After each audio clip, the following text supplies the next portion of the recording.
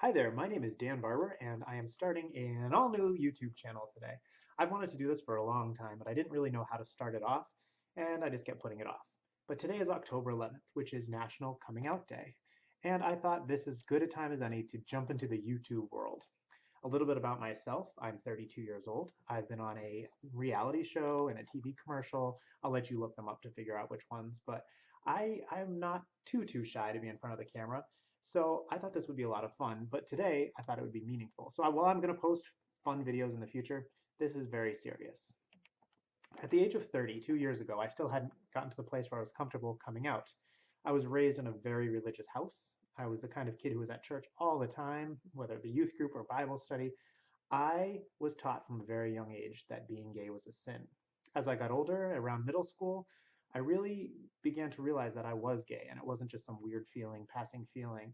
I was terrified about this because I was afraid everyone close to me would hate me if I was to come out.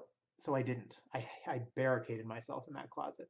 I would pray, change me, God, make me straight. Why are you making me feel this way? And one night when I was 15, I actually tried to commit suicide. It wasn't dramatic. I didn't write some big long FU suicide note. I just took a switchblade out, or a Swiss Army knife blade, and tried to cut my skin. There's a verse in Matthew 5:30, a Bible verse that says, "It is better to pluck your eye out or cut your arm off than to sin, use those eyes to sin or hands to sin." And I thought maybe I should just kill myself because I was having sinful thoughts. I thought God would be proud of me, which is so messed up. But at the time, I had gotten myself so upset. So I pressed hard with a knife on my wrist and the skin didn't break. And I'm so thankful it didn't break. I got interrupted. I didn't do it. And I'm so thankful I didn't have any misplaced courage to go back and try again. Not that I didn't think about it. See, I think a lot of religious people think that this is a lifestyle choice. And that's what you need to know if you're in the same position I was. This is not a choice. I mean, who would choose that? I wouldn't. I'm pretty sure you wouldn't. Why would you want to be a part of a group that is absolutely hated by so many and so crazy hated?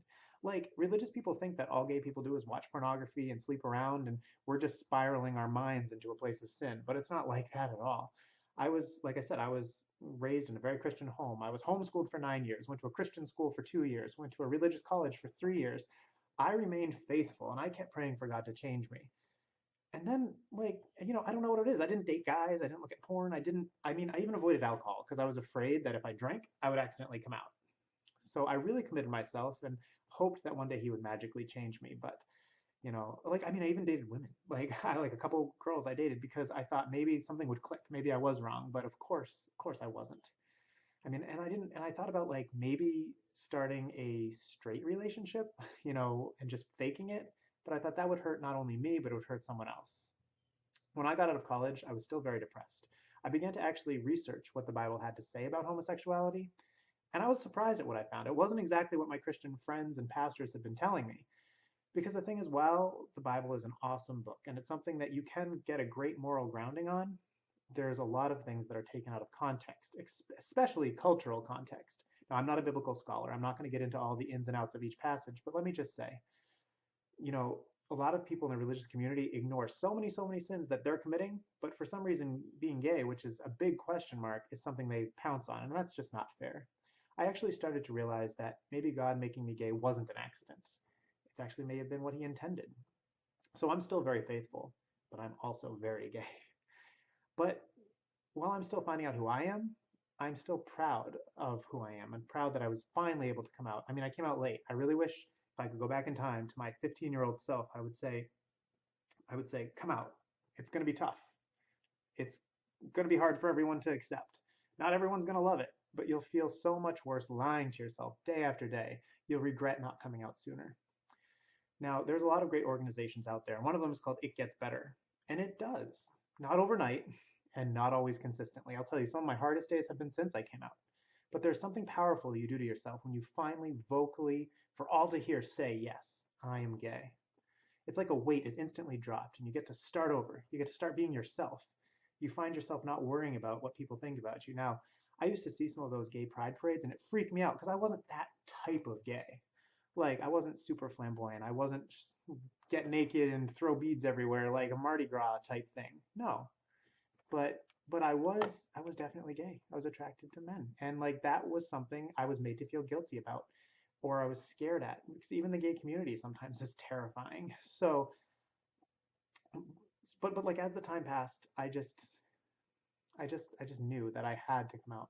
And so, like I said, while I did it late, right before I actually did, I watched a lot of YouTube videos. I listened to a lot of people's stories, and that helped to inspire me. I mean, I didn't come out on National Coming Out Day, what today is, and you don't have to either, but I would encourage you, if you're in the closet, to come out as soon as possible, because it's not until you come out that you get that power I just talked about. It's amazing when you don't have to start hiding who you are in different aspects. I mean, I was worried if I said I watched certain TV shows, like Project Runway, for instance, like people would know I was gay.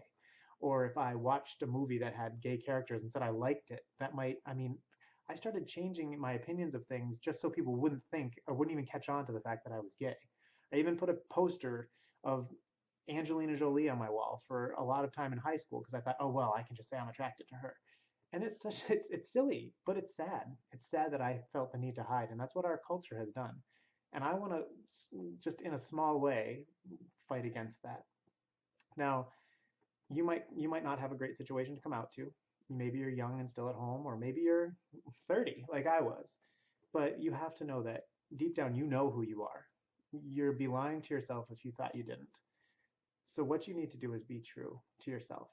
Now, a lot of the videos I watched on YouTube, people were afraid to come out because they thought people would reject them. But, when the bomb is finally dropped, sometimes just the opposite happens. There's an outpouring of love and support. Now, if you're in the position I was, scared as hell, I still beg you, come out. Come out today. Come out today because you're wasting your life hiding in the closet. You don't want to waste another minute. Now, things are going to get better for you. I guarantee you that. They might not get better right away. I mean, life sucks in general, whether you are straight, gay, bisexual, transgender, if you are fluid, any of those other classifications, no matter what you are and who you are sexually, like life still sucks, but it's better for that to suck, being yourself. Now, it's also important to remember your sexual identity doesn't define who you are, but if you hide it, you start defining a lot of parts of your life, and you don't want to lie to yourself.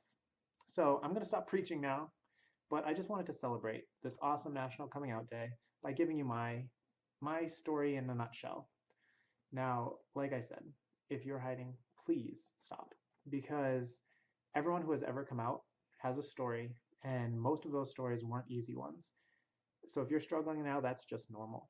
But come out because there's so much for you on the other side of that door, so to speak. Look forward to more videos coming soon. Thank you so much for your time. Have a great one.